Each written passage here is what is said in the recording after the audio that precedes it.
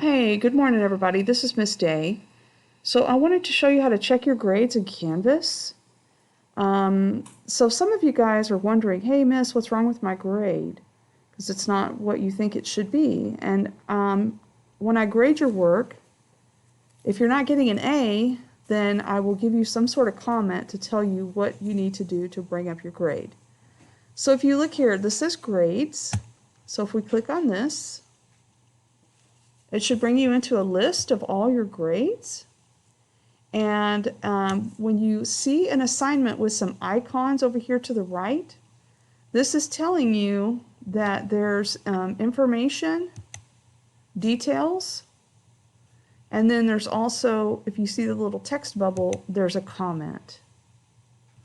So if your grade's not what you want it to be, like, ooh, look, there's a 50. Okay, well, that's not good. What's going on? Let's click on the text box.